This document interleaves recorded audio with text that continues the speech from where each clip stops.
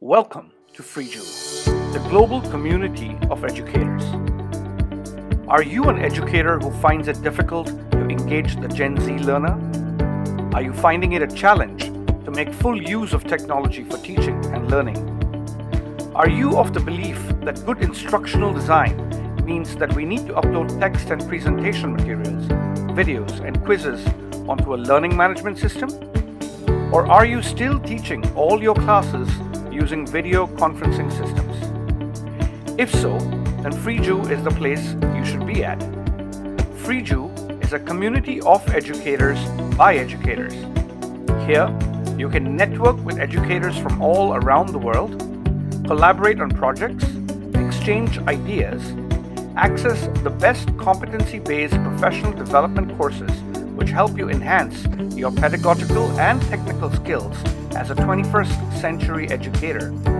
Learn to use digital tools which enable you to design your lessons easily and quickly, and so much more. Join more than 100,000 educators from more than 35 countries and get access to a wide variety of competency-based professional development courses which you can complete at your own time and at your own pace. What's more, the courses are available in several different languages and come with CPD units and certificates. No matter if you teach children at a preschool or an elementary level, or at a high school or tertiary education level. Even if you are a corporate trainer training adults, we have professional development courses for you. So what are you waiting for? Sign up for early access to Freejoo version 2 today at akadasia.com and get in queue to receive a free lifetime membership for Freejoo.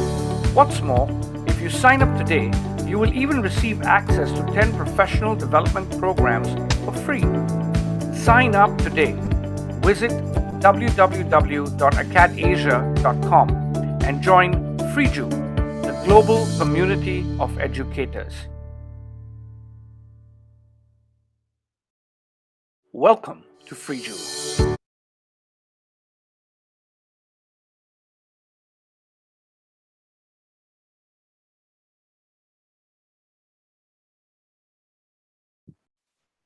Okay, welcome everybody, and we're very excited to have all of you with us this afternoon. Okay, we're about a few minutes early, but it's always good to start early because there's really a lot of exciting discussion that will happen this afternoon.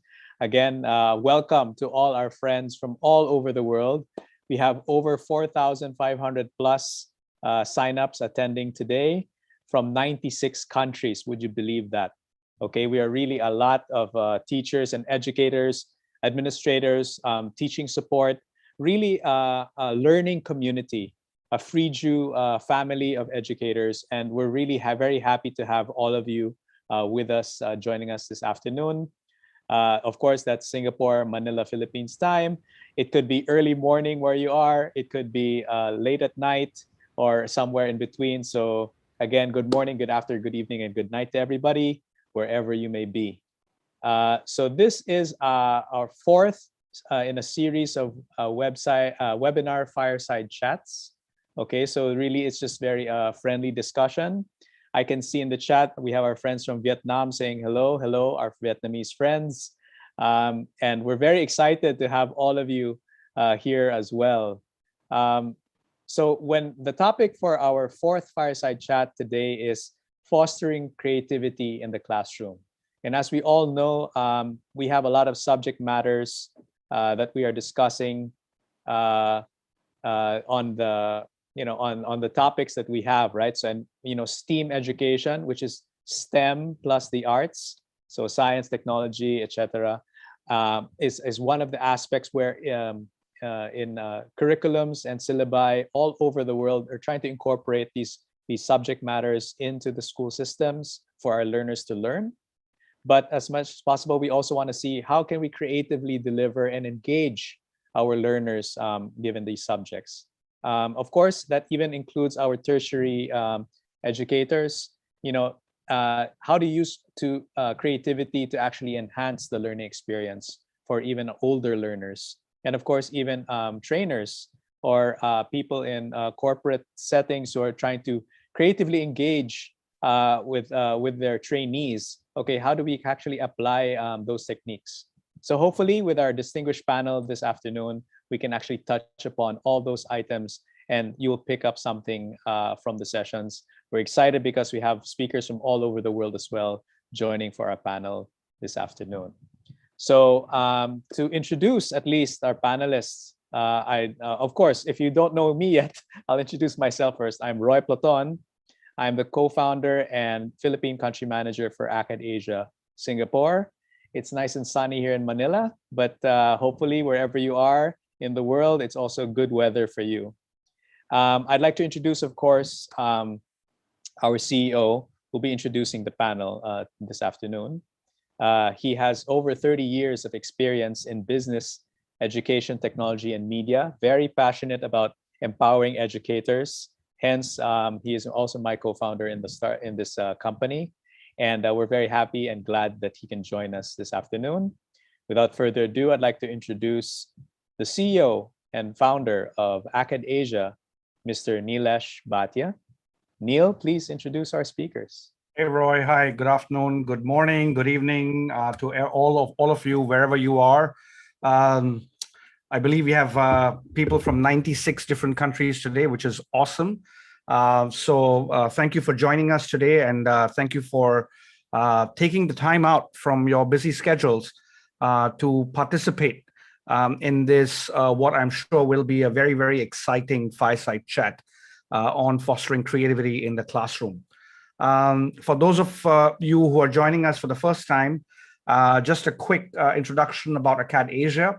We are a mission-driven education technology business, and we primarily aim to empower educators everywhere by giving you, the teachers, access to a wide range of competency-based professional development content, which you can use at your own time and at your own pace to upskill yourself and hopefully transform yourself into being 21st century educators.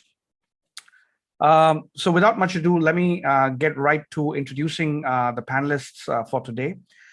We are so excited to have them. They're all very, very experienced in this field, and they come from all over the world as well. So to begin with, I would like to introduce Miss Fiona McDonald from Julia Gabriel Education, which is based in Singapore. She's an experienced and passionate educator who has a strong interest in providing creative, positive learning opportunities for all. And with experience working with a wide range of teachers, both in Singapore and overseas, she believes that all educators are on a learning journey and they can learn something meaningful both from their students and from each other. I'm also very excited to introduce Dr. Patrick Bowles from the University of North Carolina, Asheville. He has mentored nearly 100 students in mathematics research and also has extensive experience in composition and rhetoric and in urban studies. His 8 years as UNC Asheville's honors director gave him the opportunity to teach a wide variety of inter and multidisciplinary courses on subjects ranging from origami to urban renewal. So happy to have both of you here today.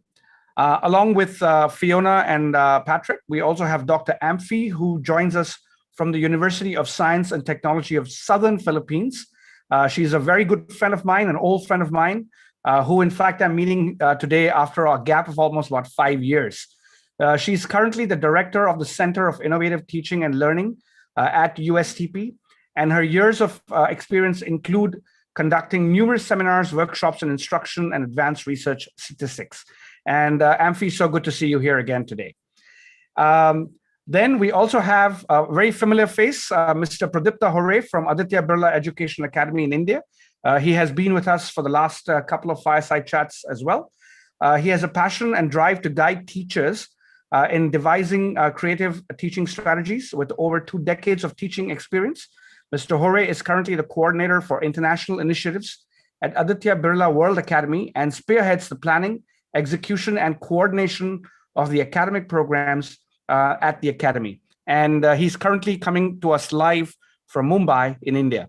Namaste, Pradipta. Namaste. Namaste to all of you. And last but not the least, I have another very good friend of mine, Miss Gail Rosen, who's a very, very inspired educator from Singapore. She's not just an educator, but she's also an artist and a geek girl, always focused on fusing her passions of art and science. She worked for innovative companies in the early 80s that paved way for the technology used in digital imaging today. At the very beginning of the digital arts revolution, she became a consultant to Fortune 500 companies, teaching their advertising designers on how to creatively design using the new technology tools. And eventually, she navigated back to her art education roots by becoming teaching mentor for International Art Science Prize Program for high schools through university students, founded at Harvard University. And now she's the founder and chief makerologist of Makerology Studio, Imagine, Create, Innovate, and where she guides teachers and students through transdisciplinary hands-on making that sparks curiosity, creativity, and joyful learning. I'm so excited to have you here, Gail. And yeah, all the best. And last but not the least, I have, again, a very good friend and a colleague, Dr. Kirsten Bartels, who is our Chief Academic Officer, who's coming to us from Michigan. She used to be with Northwestern State University in the US, and she decided that working with Akadasia was more exciting. So she has since joined the team as a full-time Chief Academic Officer with us. Thank you, everybody here today, for participating. And Kirsten, the mic is yours. Thank you. Thank you. Thank you so much, Neil. Everyone, welcome wherever you are in the world. Thank you so much for joining us today. Would you have thought just a year ago that we would gather together from all around the world and have these conversations? We're so advancing and we're becoming more creative in how we do things and what we do. So without any further ado, let's start hearing from our fabulous panelists. The first question I have for everyone today is, what does creativity in the classroom look like for you?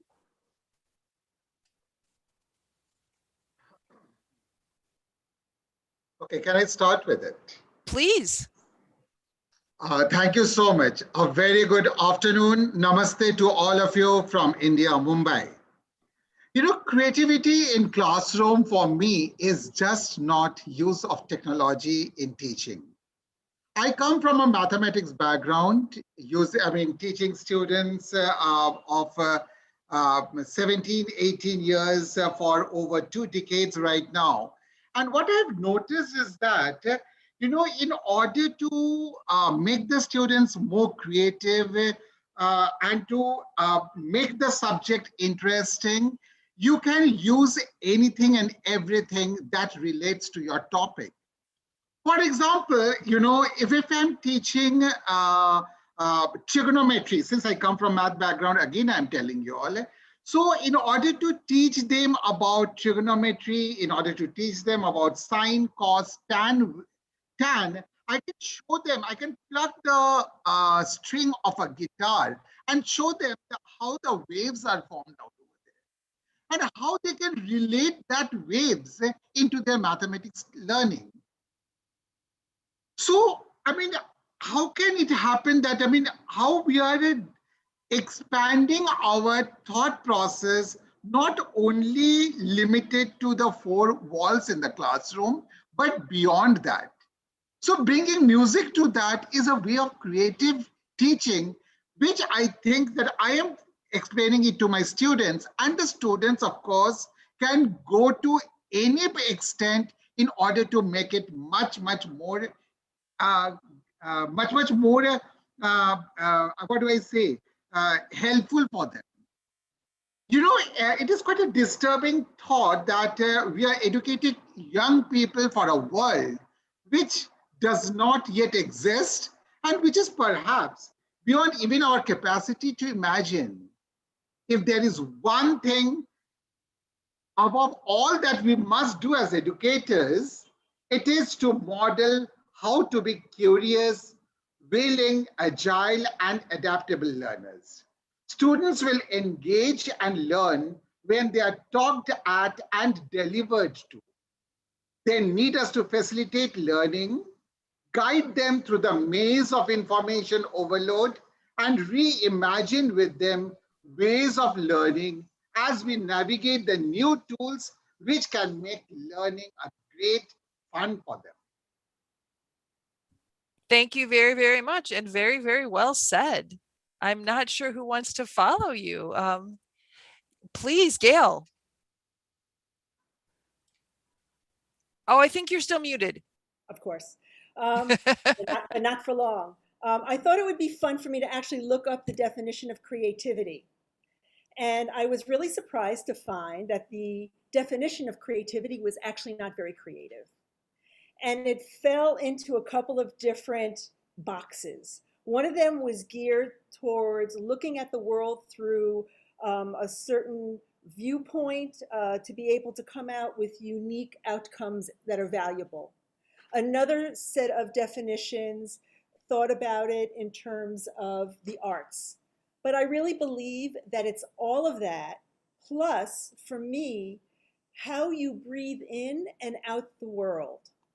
So the life experiences that you have, the circumstances that you're in, all of these things, and the sensory input that you get, all of these things, I think, combine to move you to that place of creativity. When I'm being creative, I'm not always going for an outcome that has value. Sometimes I'm in a moment, I'm in a flow, and I am just discovering. I'm just in the joy of discovering. So creativity doesn't always have an outcome. But what it looks like in the classroom is not just the content or the curriculum, but it's the physical setup of the classroom. I have been in classrooms where I've been in maker spaces and traditional classrooms. Whatever table I can put on wheels, I do. Because I surprise the kids every time they come into the classroom. They never know what configuration the room is going to be set up in, depending on the activities that we're doing. The dynamics of student work, which also connects pedagogy with the room layout. How are you getting them to work in a group? How are you setting up those tables? The resources in the classroom and beyond. I think creativity is connected to what is relevant for the student. My approach is, I call controlled spontaneity. I create enough scaffolding for anything to happen. There's a framework. So we're not having chaos. Chaos is not bad, but not in a classroom. And I understand in certain parts of the world, there are classrooms that have 70 students in them, and you don't want chaos.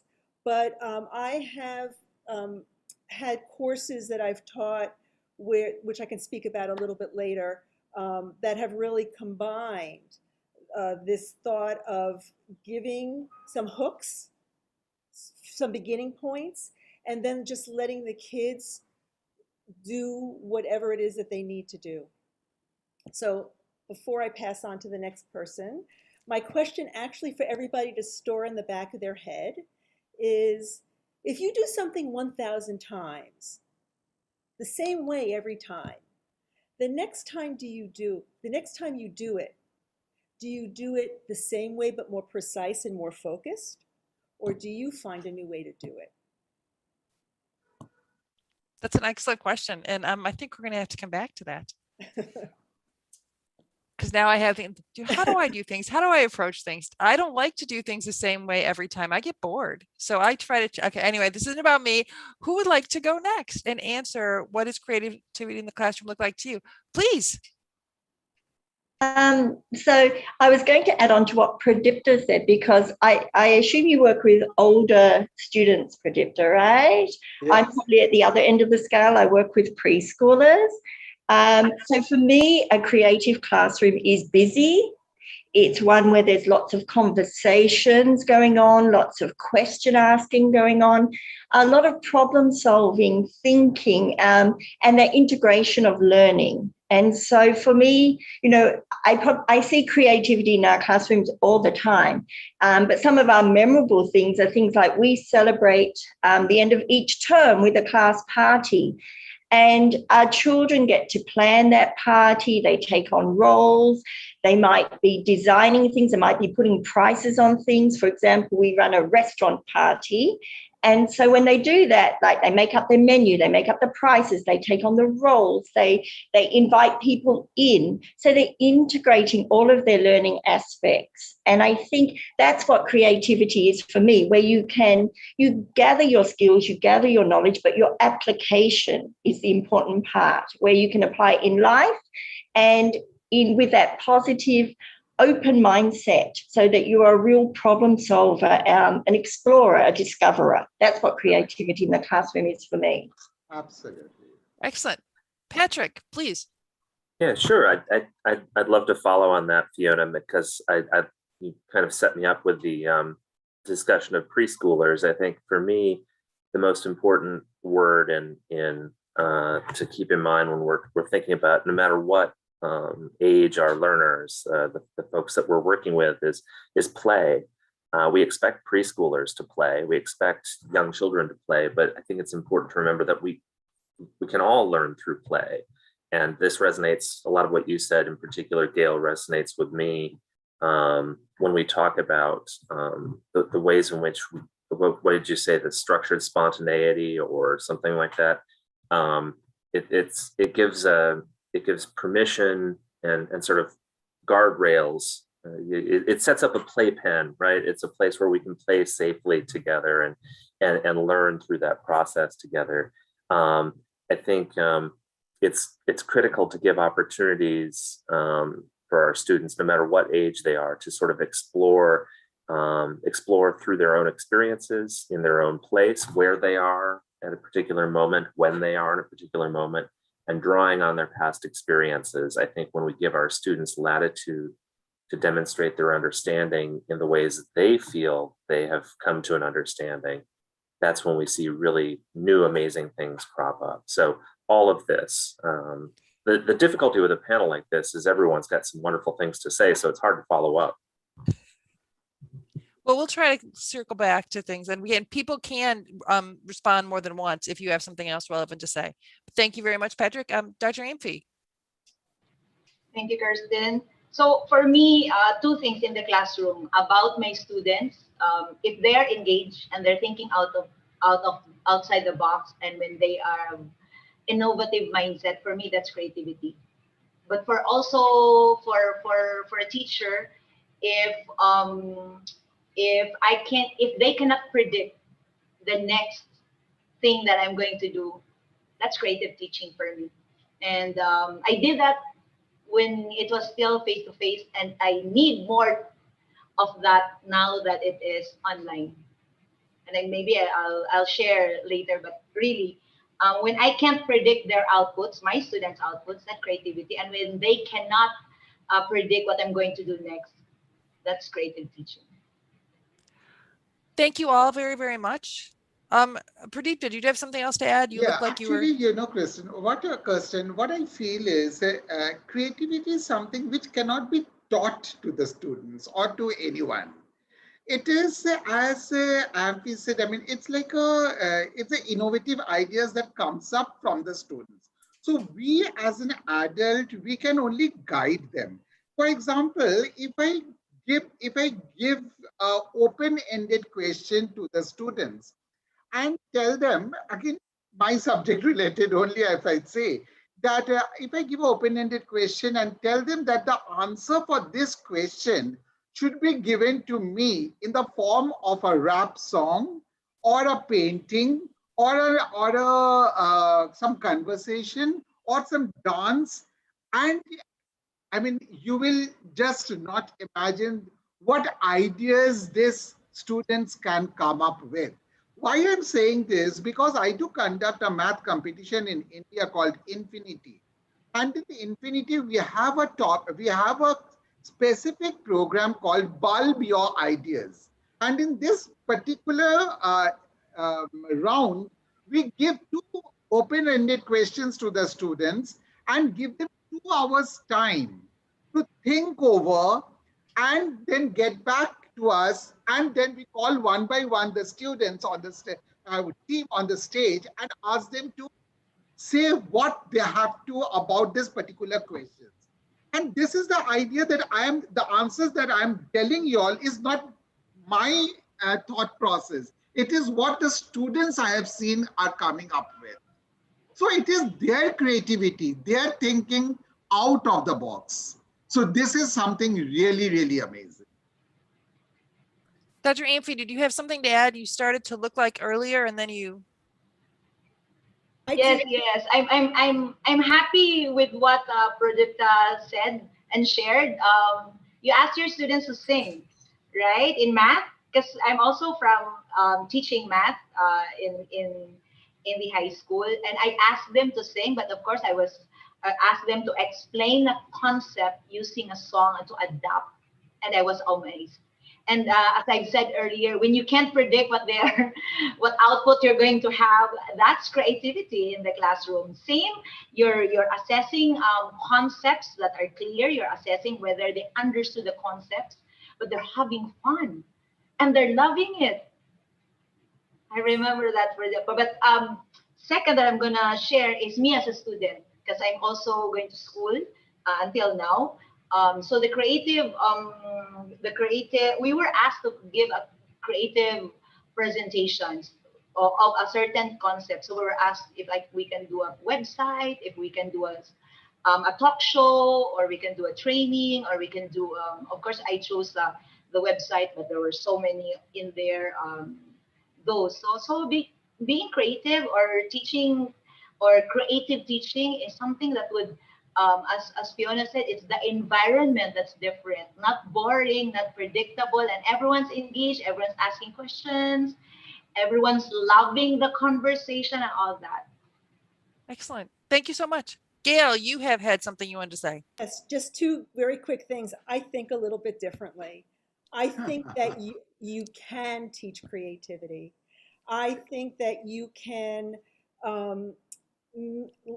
elevate a level of awareness and confidence and esteem to manifest whatever somebody is thinking inside. But I think we are inherently all creative. It's just how much we buy into the societal definitions, of which I already told you that they really are not such great definitions out there. My other little thing quickly is thinking outside the box. This term, to me, I understand what it means, but I think for me, thinking outside the box, it's almost like Russian nested eggs. You just end up in another box eventually. So I almost think of creativity almost as like white noise. There is no box. So I just wanted to share that. Actually, Kirsten, if I could just add on to Please. what Gail mentioned about, that there is no box. I actually believe that we should be teaching students to think inside the box, and the reason for that is very simple. When you start looking at thinking outside the box, the concept basically to me means that you have no limits. You can do whatever you want. Creativity has no limits. You can pretty much try anything you want and anything could work. But when you start teaching students how to think inside the box, which means your resources are very limited, very, very limited stuff. I'm only telling you that you can't do this, you can't do this, you can't do that, but yet you need to be creative. That's a little bit more difficult. That makes it a little bit more challenging. So when I actually run my classes, I give parameters to my students. I tell them, okay, I need you to come to some conclusion based on whatever we've learned, but you can't do this, you can't do this, you can't use this material, or you can't say this, but still you need to find a way to be creative. That becomes a little bit more difficult. And of course, initially, a lot of students will cringe and complain, but eventually, once they start seeing the benefits of it, they will all appreciate the learning process. In fact, for me, I used to run this as part of my entrepreneurship programs, where instead of telling them, okay, you have a free budget to do whatever you want, from a startup perspective, from a startup entrepreneurship perspective, startup founders have no money, and you still need to become successful. You still need to market your product without any budget. How do you do it? So you need to be able to teach students how to really think creatively within strict parameters and still be successful. So at least that's my 2 cents. Well, right. thank you very much. Go ahead, Gil. Actually, it's quite a debate. It's quite a debatable topic, so we can keep on debating on it. So my whole thing is a framework to create anything. So I'm not getting rid of a framework. I'm not getting rid of the criteria or the constraints. But it's controlled spontaneity for anything to happen. Yeah, I think Gail, you and I are kind of saying the same things in 2 different ways. So let's talk about the idea of creativity and how our students are responding to the concept of creativity. I had the wonderful opportunity to teach a class on creativity at Grand Valley State years ago. And because I am who I am, and I happen to be at this fabulous store called Meijer, probably no one here has heard of it because I'm the only one from West Michigan. But I bought a bag of small containers of Play-Doh. So when the students came out on the very first day, they were each given a container of Play-Doh.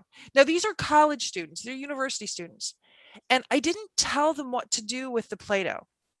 And what's interesting to me was there was 3 responses to it. There were some that set it on the corner of their desk because they were waiting for instructions. They are respectable, responsible college students. They wait and do what they're told.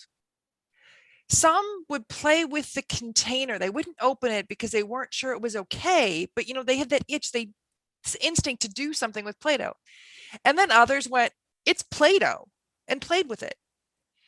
So I think that, and I never gave them instructions. It's Play-Doh, play with it. That's why I gave it to you. But it's this idea that we've become more resistant.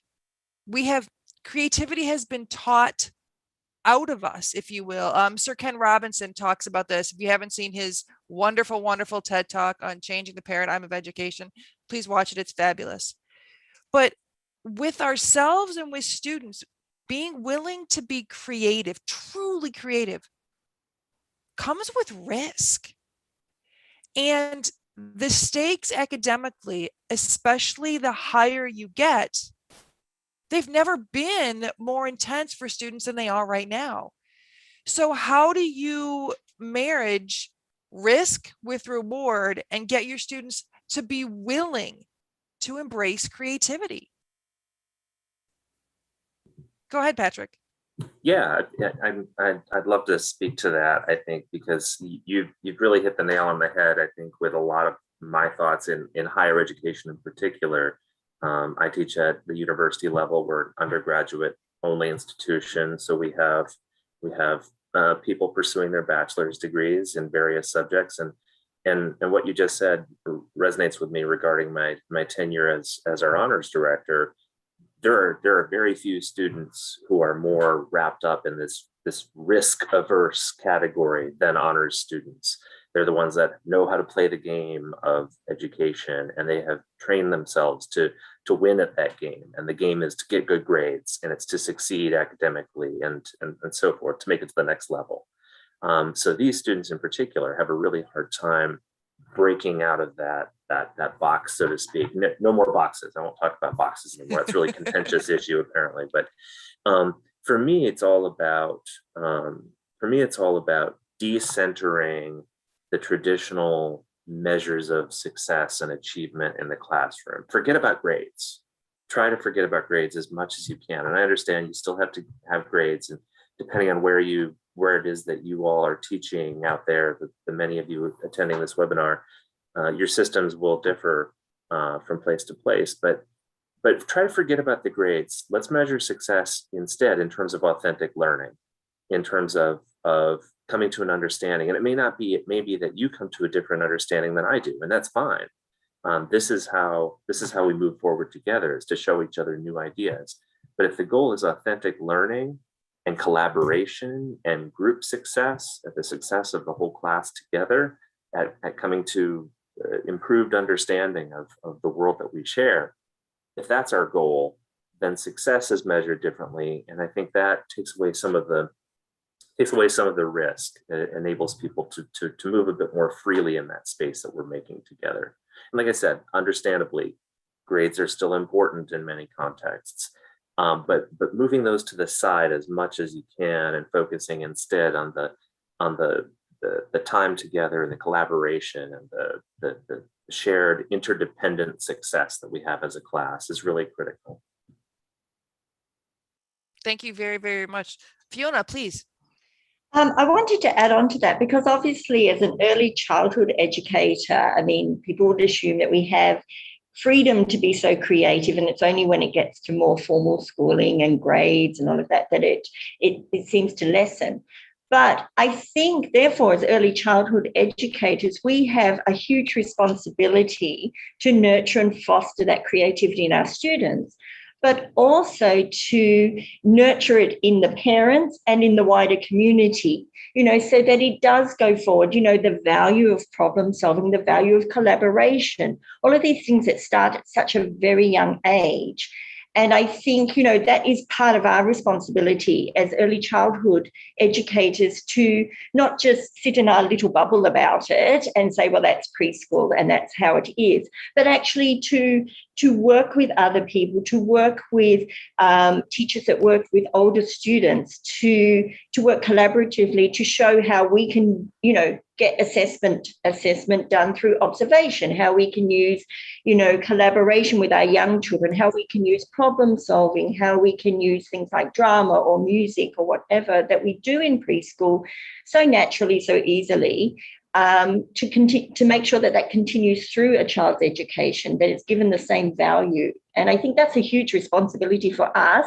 And it also means that we need to stand up and be counted a little bit more than maybe what we do across the education system. So then what are the big barriers that you all face about being creative in your classrooms? What are the biggest obstacles? Please, Dr. Alfie. Well, first, because I think some of the students are used to you tell them and then they're expected to be tested, and that they're just very concerned of grades, Patrick. Maybe I'm just speaking from my context, but really it's difficult to train to be innovative because they're just not so used to it. I'm teaching design thinking because we deliberately teach design thinking as a course. And of course, creativity is one of the things that we need to enhance first. So when I ask them to design something for a particular person, should you want to improve their lives and something like that, because that's a practice one, they seem to be not very comfortable at the start because they're used to the routine that teachers teach some concept and then they get tested by the we tell them and then they expect us to tell you of what you told them. So that's something that is quite challenging from when we try to teach creativity. It's interesting that because grades are so incredibly important, and these students I have also taught honor students, the high achieving students at university level for quite a while. That's why Patrick and I know each other so well. But I taught a class on graphic novels, and I decided that to get them to really appreciate graphic novels, they had to create their own. Now, this was just basically an introduction to honors course, an introduction to life at the university, but the subject I chose was graphic novels. So these students were absolutely petrified. And you could see them, they're not artists, they're not writers. And all of a sudden, this insane professor is telling them they have to create a graphic novel. And they wanted the rubric. They desperately wanted their rubric. And I refused to give them one. My response was, if you need a rubric so badly, then make one. Because if I give you a rubric, you're going to design your novel to fit my rubric so you get the most points. Create your own. If you're not an artist, don't put a lot of points on the artwork. And I think that they were at first more frustrated by the fact that they got to be creative with their own grading. So it was an interesting experience. We all learned a lot. But let me just clarify, that was a challenge when I started it. But now they got used to it, that, they can be wild. But I also wanted what Neil a while ago have emphasized, that we actually gave them the idea that they can think out of the box, but of course we brought them to consider the other factors, because of course the resources are limited. You're still students, and you're proposing a solution to a community, so that then they consider these factors. So think inside the box, and begin with something without the box and whatever. But tell me something, is it creativity relate to only the subjects that are taught in the classroom? It could be in the painting, it could be in clicking a photograph. I think so creativity could be considered out over there also. I mean, if I click a picture of whatever it is and then edit it in such a way and then put it across, so then immediately we say that, oh, this particular person is really, really creative. Don't we say that? So is the creativity of a person measured in that area also? That is what my question is. It's measured in all areas. Okay. Everything you breathe in and you breathe out life.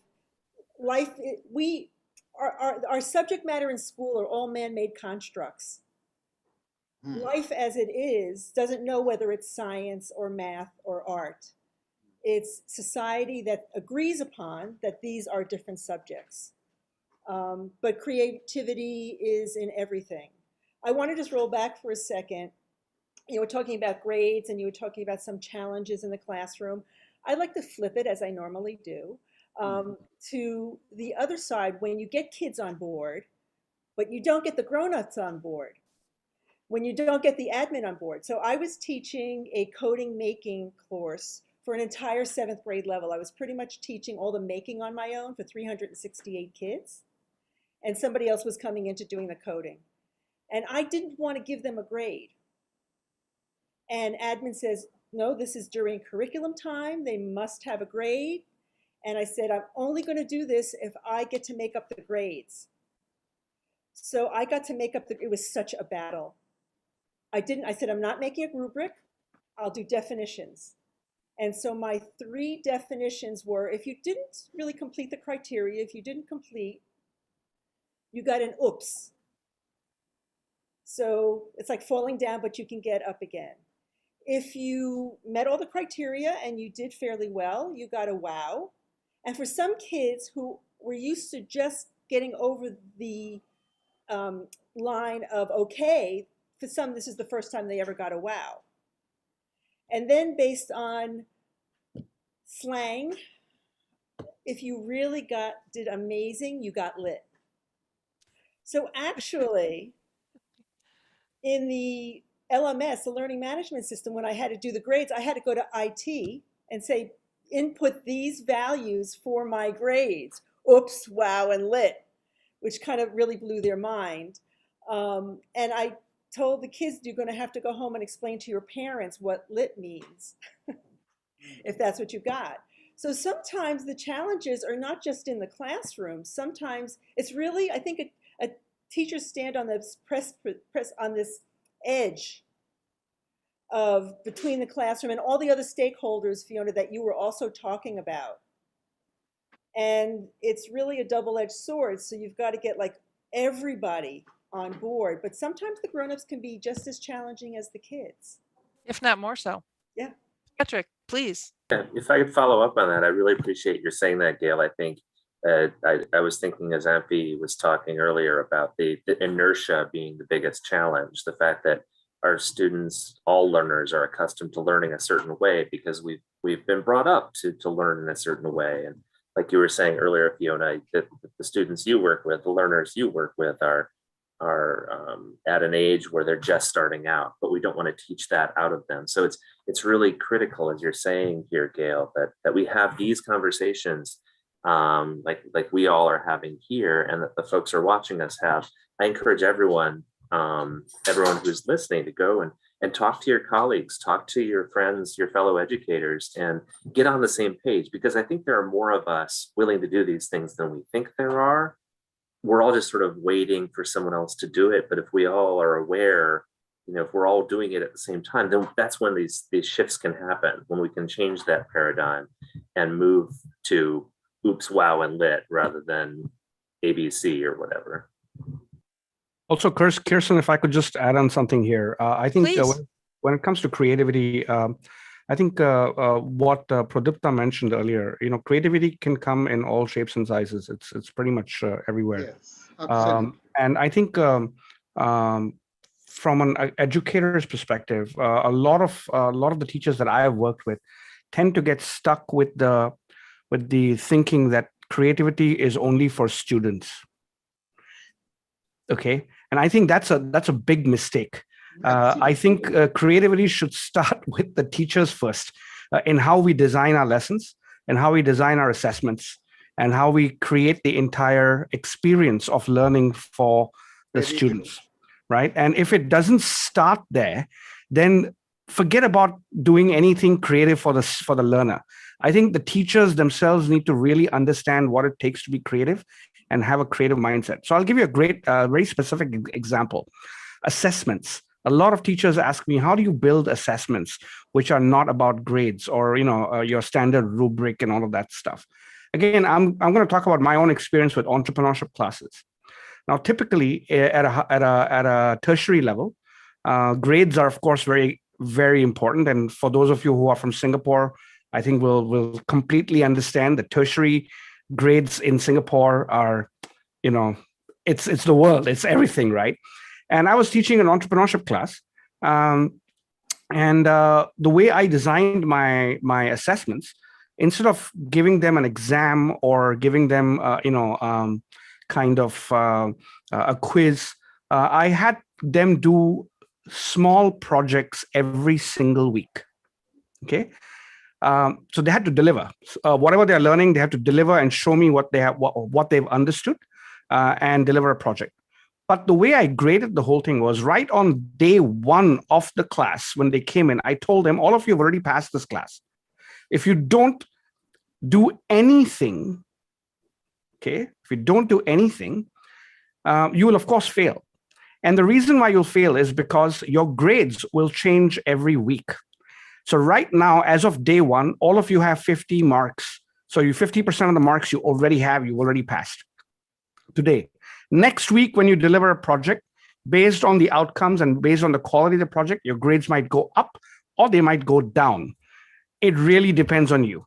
And every week I would announce the grades in class. And of course, the students were working in groups. So these were groups competing against each other. And the point that I was trying to make, again, from an entrepreneurship class, is the value of your company, market valuation. The valuation goes up, the valuation goes down. How do you explain that concept to a student? I did it through grades.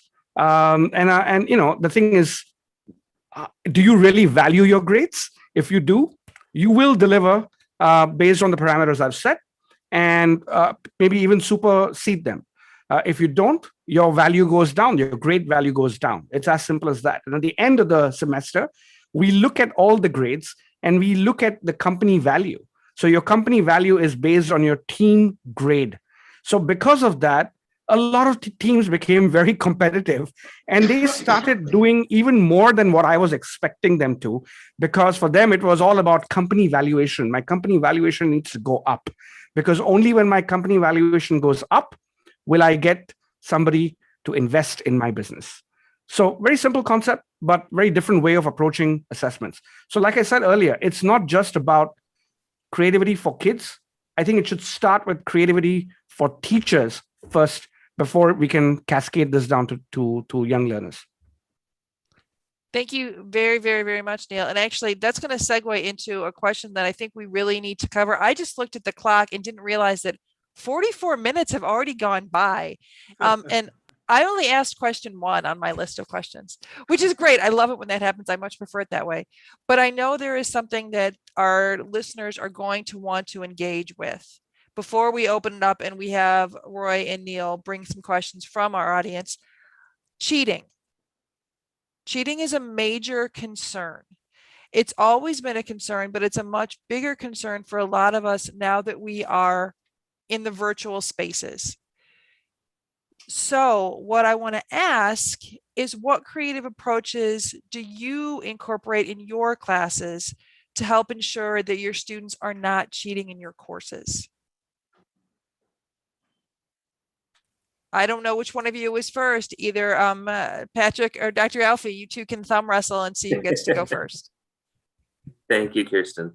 I think this is a big this is an important topic, and I think that the way that I address cheating is really in some ways by redefining the idea of cheating so that cheating doesn't exist anymore. I mean, if you think of what cheating is and why students cheat, I mean, again, you're working within this framework that I see as this highly competitive, often inequitable system where students are really fighting against one another and against very rigid constraints about what constitutes good work. And there's a power dynamic there, the power differential between the teacher and the students that encourages them whenever possible to sort of right that inequity, to find ways to reach something that they may feel because of systemic institutional reasons is out of their reach. And so to move away from that, to decenter the grades and to recenter the authentic learning and the collaboration and so forth, makes it a lot harder for them to cheat, because cheating really isn't a thing anymore, especially when you give them the opportunity to learn in their local context and based on their own experience. We can't cheat at being ourselves. And so if we're asking students to learn where they are and when they are, whether it's online or in person, face-to-face classrooms, I don't think cheating is really a thing anymore. So it's really hard to do.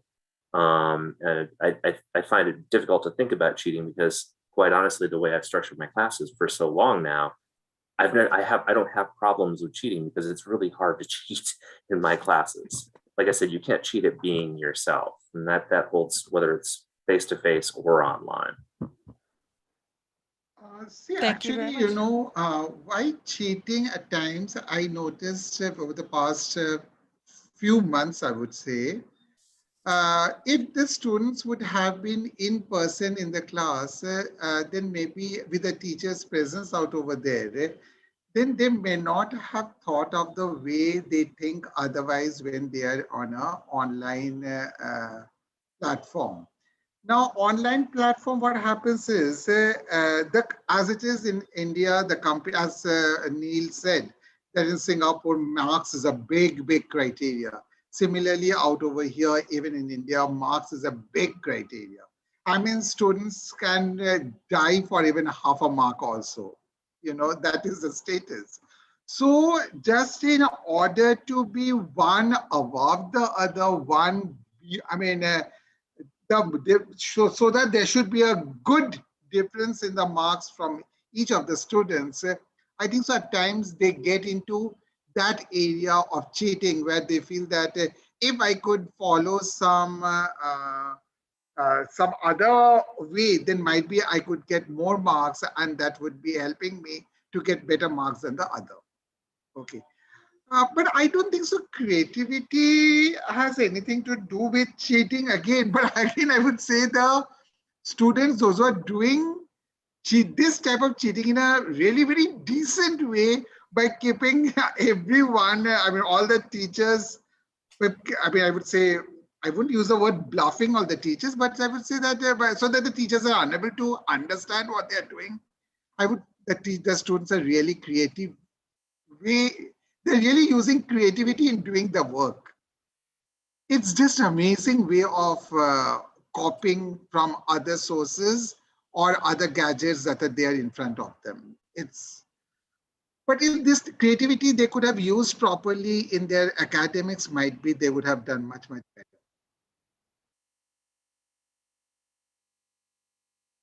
Dr. Alfie, are you ready to speak? You look like you're leaning forward and. Yes, Kirsten. I'm so happy to hear what Patrick says, because cheating that has always been some of the questions that we are receiving from our own faculty. What are your strategies for avoiding cheating? And I've always emphasized authentic assessments, something that your students cannot Google. So don't ask questions like who, what, when, because they can just Google that. And when they answer online, and when your exam is online, they're just gonna use another gadget or open another browser. And so of course you have given opportunity for them to cheat. So basically what we teach is really design authentic assessment, like really give them an opportunity to use the skill in their own context. So see, if you're asking them to design something, design considering the product that is available in your locality, in your community. So if there are bamboos there, what are you going to do with that? So how are you going to design? So you can also ask your students, especially in architecture class, ask them to video themselves in a time lapse, and then submit it to you in a time lapse. So you can see they're really coming from scratch. So that's authenticity. Another we do for our students, especially when they're collaborating, we are using Miro app. I don't know if you've tried that, because of course we try to develop collaboration even if we are in this setup when we are not face to face. It's easy to develop collaborative skill when they are here, when they are with us.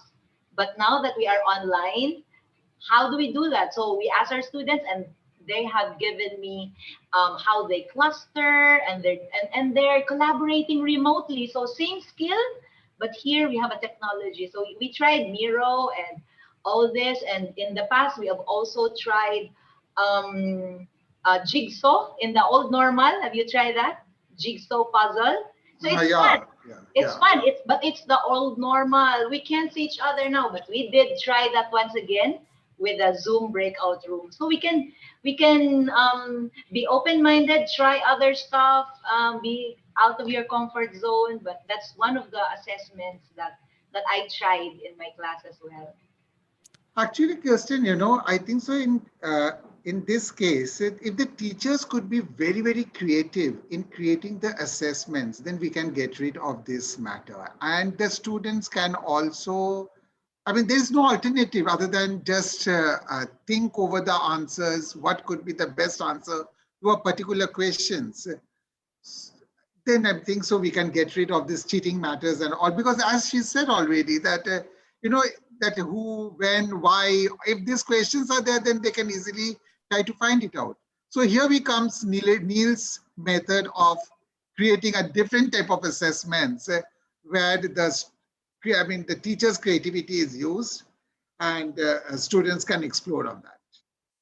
Well, and I think that you're absolutely right. I think that it also goes back to what Patrick said as well, where you design ways of assessing your students that they can't possibly cheat. The first university class I ever taught was Introduction to World Mythology. It's my favorite class. I've taught it, I don't know how many times. But an assignment I gave my students every week is they had to find, I called them myth hunts. They had to find a modern reference to an ancient myth. They had to tell me what it was a reference to, and if it was a good reference. And I gave the example of something like the Honda Odyssey. Okay, what's that in reference to? No brainer, the Odyssey. Okay. But this is where they can't cheat. Is it a good use of the reference? And they would think about it. And if they didn't think very well, they would say, yeah, of course, it's a passenger vehicle. It's this epic journey. Like, really? Do you really want to go buy a passenger van that's named after a story where only the driver survives and it takes him 20 years to get home? You can't cheat on that part. I might just get sued from Honda. Sorry, I love the Odyssey. I've never driven one. But so if we are more creative and take risks ourselves, that helps. I am going to quickly invite both Gail and Fiona to comment, and then Roy to come back and see if we have time for maybe one or two questions from the audience. Maybe not. We've talked a lot and it's been great. Yeah, time has been flying really fast. We only have like maybe 10, 20 minutes left. So let's try to give some chances for the audience Q&A to kind of be answered by our panelists. Fiona, go ahead. Okay, so obviously with very young children, cheating doesn't really fall into the mix. Formal assessment doesn't fall into the mix. So again, we have to be creative in how we work out what children do know, what they don't know. And most of that's done through really careful observation, but also it's that open-ended way of asking a question. Again, it comes down to it's the educators that have to be creative. We have to look at ways to look at the processes, to look at how our students are applying what they know, because anybody can Google, right? And so we really do need to be creative and share across all education areas.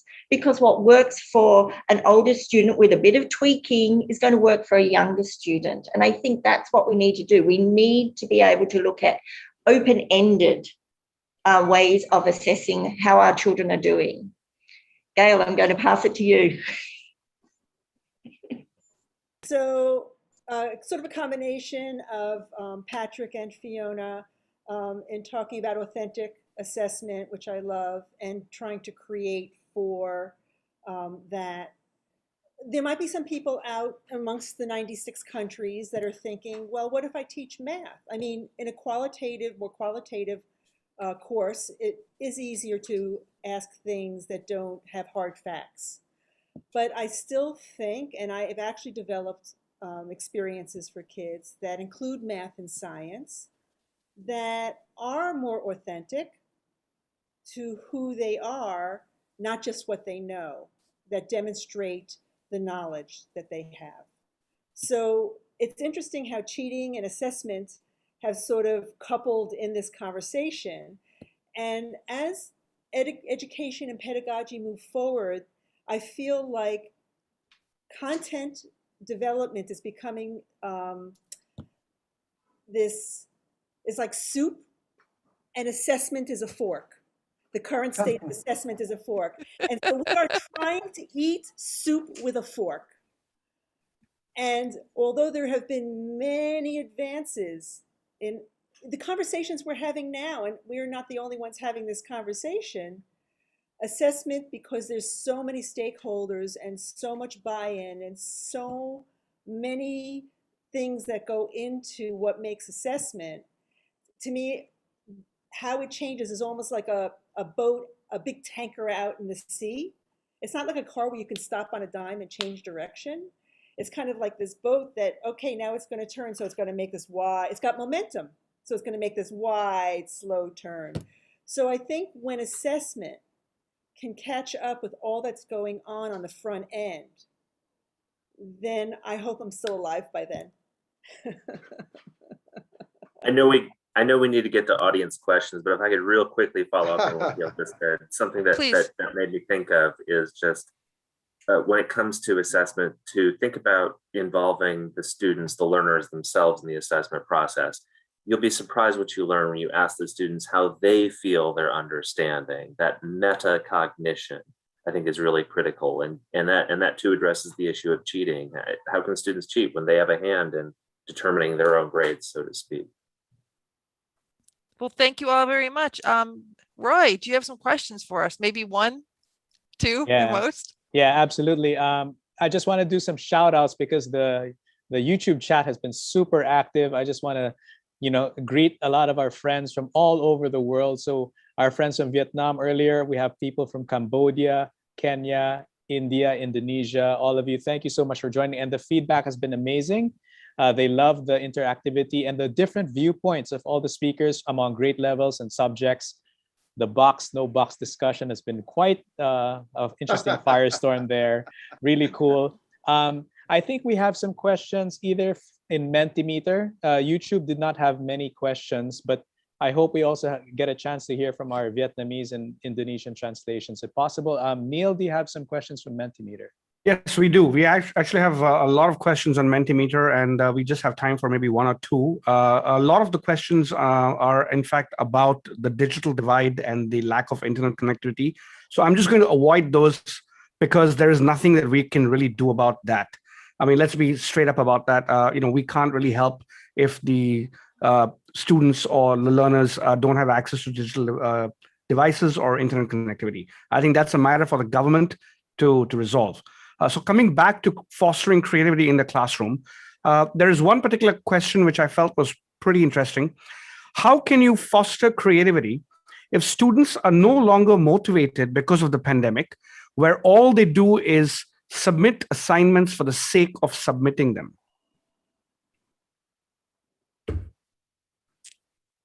Anyone want to take a crack at it? Yes, Gail. I think, as everybody knows, that when whatever you're doing changes, you can't use the same tools as you used before or the same mode of transportation. If I want to go over the water, I can't use a car. You know what I mean? You have to change. And so there are tools that are out there, ed tech tools that engage students. One was just mentioned, I think today, Mural and Jigsaw and things like that. So I think it's the tools that you use. And also, I think this goes beyond whether you're in person or you're virtual, and that is finding the hook that speaks to the student about what moves them. It's who they are, what they know, and what they feel. What I, as a teacher, can add to that, but I'm just like maybe whipped cream on the cake. They're the cake. And I don't know that they're always made to feel that way. And as we become more separated through a screen, that becomes more intense for them. So finding ways to do what you do and get your lesson across, but in a way that you're pulling them through the screen more. Yes, Fiona.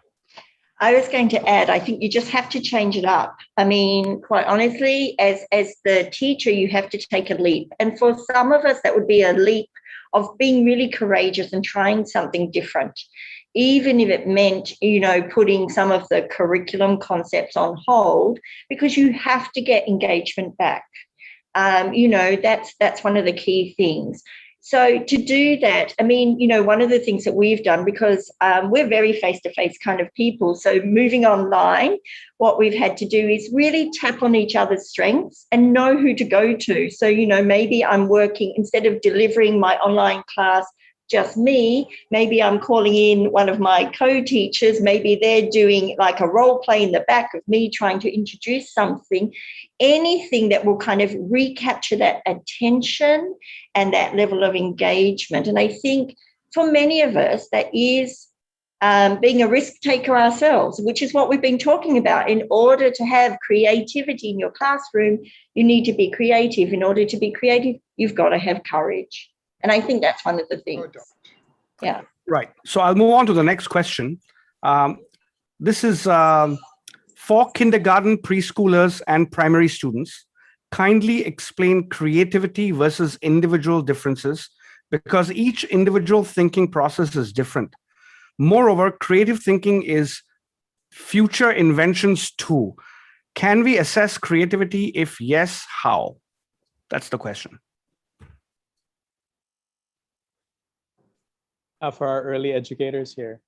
Oh, okay. So Gail, do you want to go? Do you have something? Or? You're muted, Gail. Muted, Gail. I guess I can fall, if I only knew how to use the technology, I guess I can fall into that category because I teach every single age, even beyond school. What was the question? So the question was basically for kindergarten, preschoolers, and primary students, kindly explain creativity versus individual differences, because each individual thinking process is different.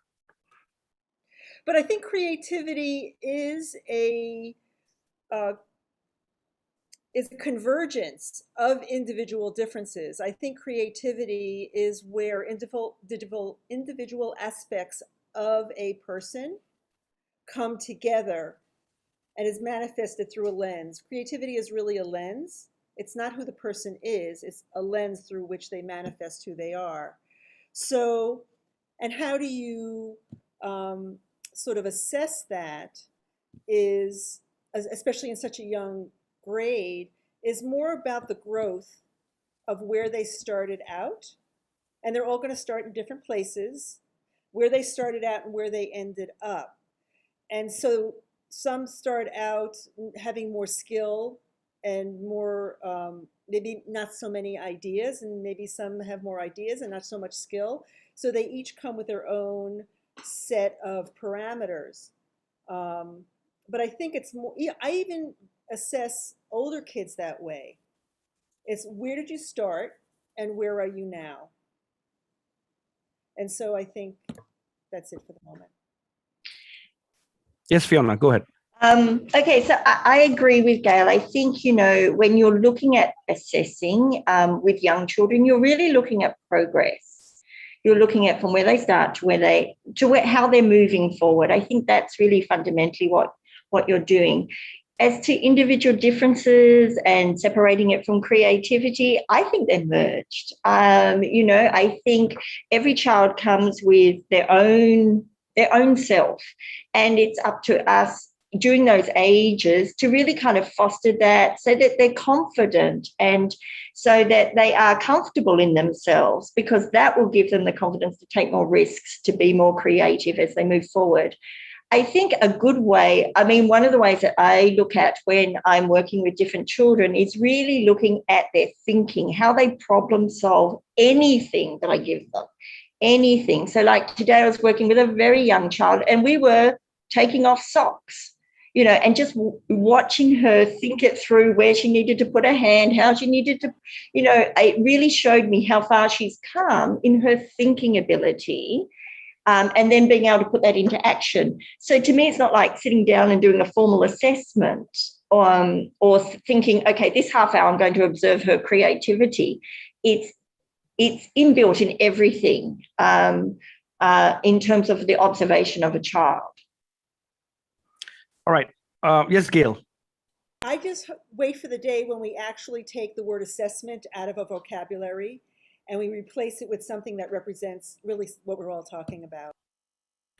I actually agree with you there completely. Anyway, what I'm going to do is, although Roy is kind of looking at me and telling me that, we're out of time, I'm going to basically tell him, wait, we're just going to do one more question. Yeah, we still have a bit of time, actually. If we're until 4:30, we still have about 10 minutes or 5 minutes. So then we have at least 2 more questions. Yeah, 2 more questions. So the first one is from Mary B3, and she says, how do you deal with some schools who are more stuck to tradition because even the local government promotes traditional ways of teaching? Oh, very good question. Sorry, I just barged into it because Go ahead. I did come across this type of situation wherein the principal, it's quite a very, very famous school. I just don't want to speak out the name. Even the principal is a very, very good friend of mine. But it is so difficult to break that ice, I would say, to teach the students in a different way. I've been telling them that it's not the way. Of course, chalk and talk method is not obsolete. You can't say that, a teacher using chalk and talk is not creative. Absolutely, the teacher teaching the same method can be a creative teacher also. But can we give them a little space so that they can show their creativity, so that they can explore it a little more, but provided the school management gives them a little push on that. It's difficult, I think so. If anyone can give a better idea of what is to be done, we can buy it out over there, but it's a task actually. Yes, Patrick, go ahead. Yeah, I think 2 things come to mind right away, and this is to find your friends, because I think I was saying earlier, it's unlikely we're having these conversations, and I'm sure many of those folks listening are having these conversations. So I think there are a lot of folks out there that are willing to work together to make those changes. So find your friends and figure out who is of like mind and wants to see change, and also demonstrate through your actions in whatever way you can, or through the literature, through research, whatever is the most convincing way of demonstrating that this works, that some of these more creative approaches and multidisciplinary, interdisciplinary, bringing in the arts, et cetera, is really effective at what we really want to do, which is help folks come to better understanding. See, another thing out over here, I think so, Patrick is quite correct. Another thing that can be done in this condition is if the students can bring about some changes and can show it to their school. As he said about multidisciplinary, interdisciplinary, if the school is not willing to accept it, the students can bring about that change, can show it to their school leaders that look how I can get different subjects on the same platform and make the subject more acceptable by the students. Then I'm sure the management can understand and can give the others an opportunity to explore it. Yes, Fiona. I've had an experience where we have gone out of the company and worked in other settings, and some quite traditional settings. So, training's one thing, and that benefited that particular group. But what we found was like ongoing mentoring with the people who were running a particular program was really useful, and like a little bit of success being acknowledged by us, really boosted those teachers' confidence to step out of that comfort zone and to try a few things out. So I think, again, it comes down to how, as Patrick said, you've got to find your tribe, and then you've got to be proactive as a tribe, not just sit together and discuss what you want to happen. You've got to get out there and try something to spread the word. And I think if you can build in some level of success with that and some recognition and reinforcement with that, that positive feedback, then you're more likely to succeed. I think I'm just going to kind of follow up on that. I think the bottom line is this: from an educator's perspective, we need to be creative and we need to be entrepreneurial. The way I look at it, at times, even though the management or the government may want you to stick to traditional ways, at the end of the day, what you do with your learners is within your classroom. It's within your power. And how you deliver that lesson and make it effective to make sure that the students are learning and understanding and are able to demonstrate what they have learned through the lesson. If you can show that, nobody is going to challenge you, no matter how traditional they might be. So at the end of the day, you might want to consider becoming the path breaker, or maybe a pirate, where you basically carve your own pathway ahead. Even if your school is traditional, even if the government says, no, you can't do this, what you do in your classroom at the end of the day is between you and your learners. As long as you are not, and I'll let me repeat it because I don't want this to be taken out of context. As long as you are not stepping out of the syllabus requirements, as long as you are not stepping out of the class lesson objective requirements, how you deliver the class at the end of the day is up to you. So the way I look at it, the onus rests with you as a teacher in the classroom.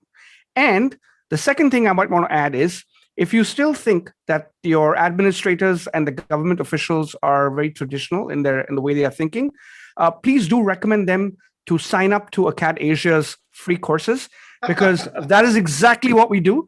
We actually work with traditional teachers and help them develop a 21st century mindset. So that's the second thing that we can do to help you in that sense. Before I move to the next question, does anybody have anything else to add to this one? Yes, Gail. I'm probably more of a pirate, and I probably asked for forgiveness before asking for permission. But rather than reiterate every valuable thing that was just said, I've been a path breaker, I think, my whole entire life. Once I found out there was a path to break, not just for the sake of it, but if there was a reason for it. And it also means never giving up, being relentless, and being super passionate, not losing sight of that it's not about you, but it's about these little bodies and minds that are actually going to be running the world someday, and putting our faith in knowing that you might have a very small little bit to make a difference, even in just one person, one little person's life, keeps my flame going. Okay, I have time for one more question. There are so many good questions actually coming in, but we have time for one more, and it's going to be it's a tough choice, but I think this is a really good one. Has rejection ever affected your creative process? Explain.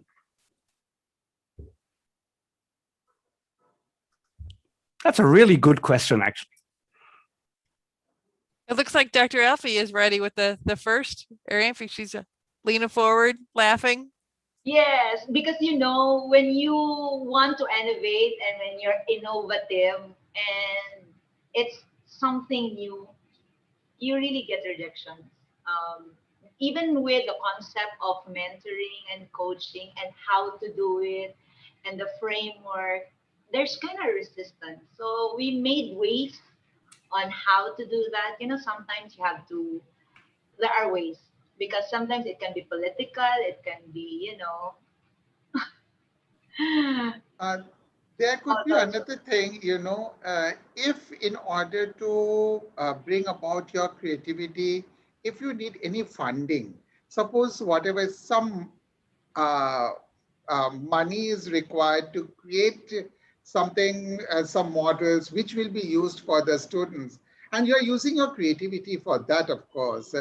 And then in that case, if you need your management to give the sanction for that particular amount, and which gets dejected, of course, then in that case, you feel little lost. You don't know exactly how it is to take care of it.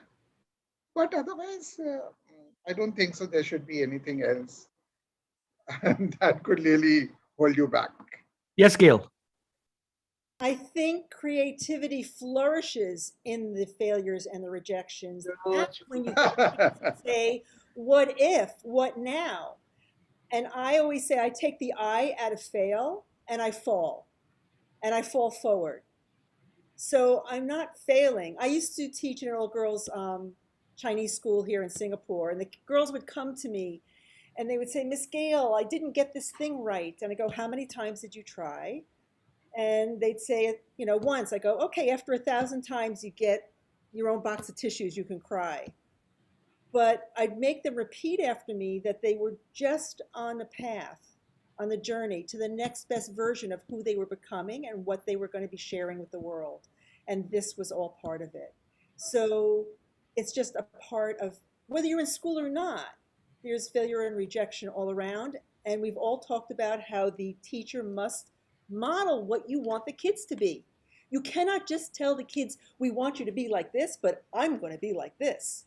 And so I am very transparent. I show my failures and foibles in front of the kids all the time, and I make it safe for them to understand that this is life.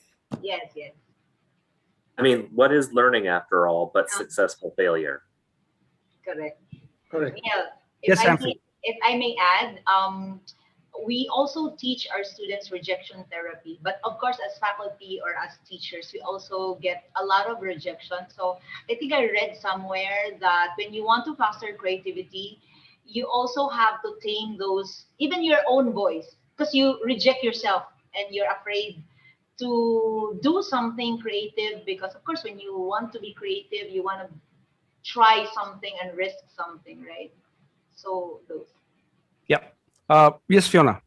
To me, it's just part of growth, right? It's having that willingness to try. If I make a mistake or if it doesn't pay off, I can improve. I can learn something. You learn from your failures as well, So I think it's not, rejection is fine. It just can drive you further forward to really relook at things and try again. Yep. Neil, sorry, we're almost out of time. Okay. I just want to add one thing, Roy. Okay. Just a quick technique for when your students fail, right? How do you get them to really make the most out of that failure? There is in entrepreneurship, we have something called the lean startup methodology. And as part of that, there is a technique called the 5 whys. Okay, 5 whys. So if you fail, the first question you ask is, why did you fail? Okay, you obviously will have some answer. So why did this happen? And you basically ask that question 5 times. Why, till you get to the crux of the problem. And then you solve that, and then you try the whole process again. Okay, so this is something that we constantly use in entrepreneurship and entrepreneurial mindset studies, and I'm sure the same process can be repeated across any subject. 5 whys. Yes, Roy, it's all yours. Thank you. Okay, thank you so much, Neil. Great feedback from the entire panel. It's really fantastic to hear all of your inputs regarding our topic. We've reached creativity, assessments, box or no box, authentic assessments, and authentic self and authentic learning. Really fantastic. Maybe we can do one round of final thoughts.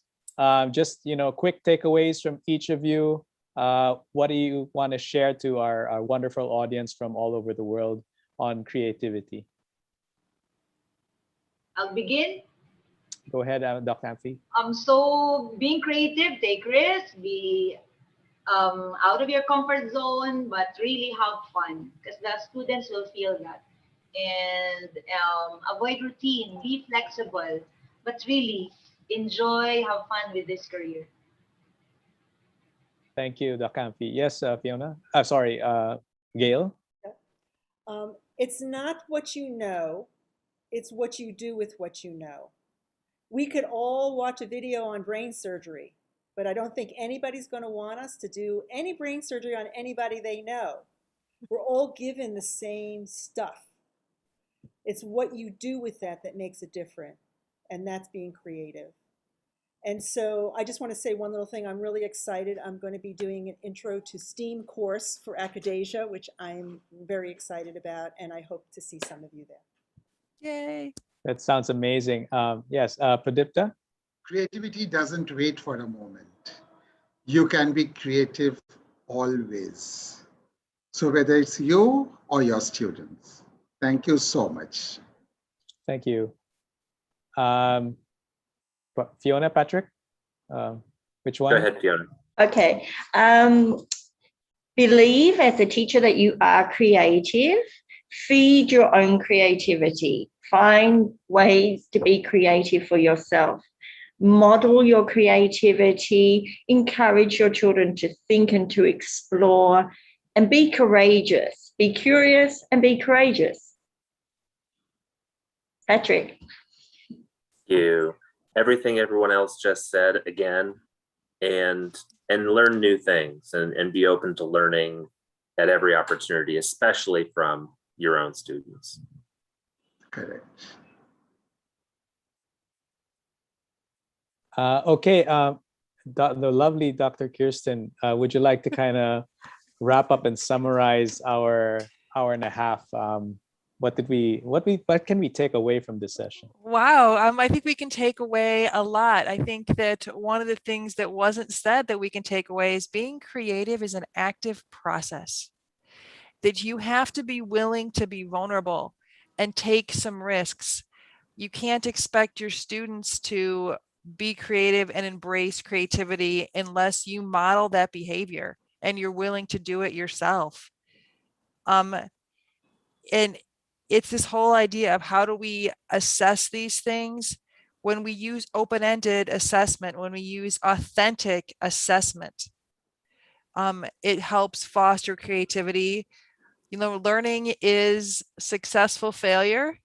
That's one of my 2 favorite quotes. My other one, I gotta say, I think we should start giving prizes to the best quotes. It's like eating soup with a fork. And, there are some times where you actually want to eat soup with a fork. So there's good and bad to that. But I think that we all can take away that we just need to give ourselves a bit of a break. We need to breathe. We need to collaborate, to have conversations, to reach out to the other people who want to be involved. Because as Patrick has pointed out multiple times, we're not alone in this idea. I think that Patrick and I, the presentation we did years ago on creativity was one of the best attended. We were bursting at the seams. It was more than standing room only. So give yourself a break, collaborate, and play. if you want to remember what it's like to be creative because you haven't given yourself permission in a long time, go play. Those are my takeaways. Well said, Dr. Kirsten. Great summary. And sometimes if the soup is a little lumpy, you might need a fork, Exactly. right?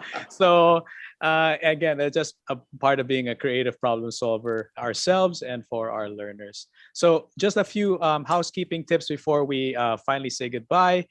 I've already added the exit survey links in the chat.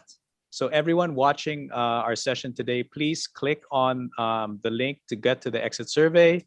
Once you fill that up, then you will be receiving your attendance certificates via email. So please check the chat for those links.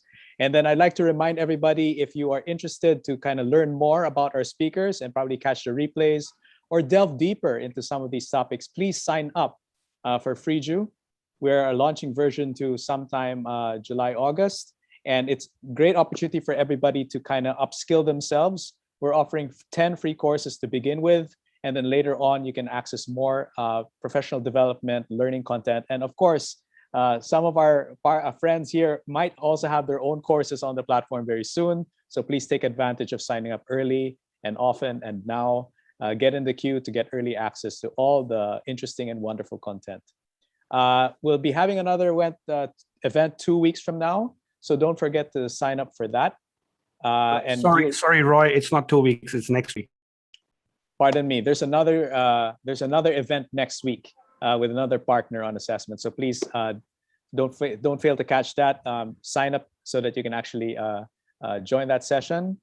And if you don't know how to sign up for Freejoo, I'll just quickly share my screen, just one moment, just so that you can see how that looks. So if you go to the Akadasia website here, okay, so the first top page that you see on top, okay, so as a global community, you can see here, there's a sign up link here. So just click on the sign up page and then you'll see the sign up form really quick and then complete the sign up.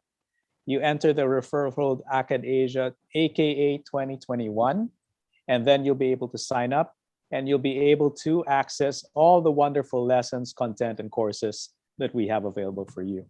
Again, on behalf of Fiona, Doc Amphi, Pradipta, Gail, Patrick, Neil, and Dr. Kirsten, my name is Roy Platon. On behalf of Akadasia, we're so happy to have you all with us.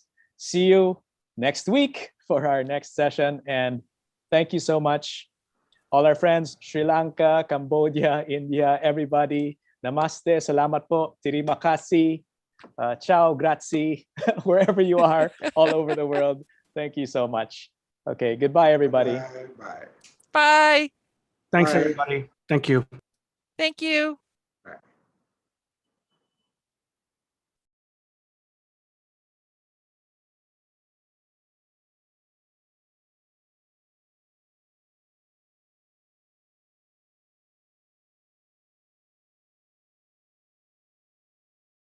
Welcome to Freejoo, the global community of educators.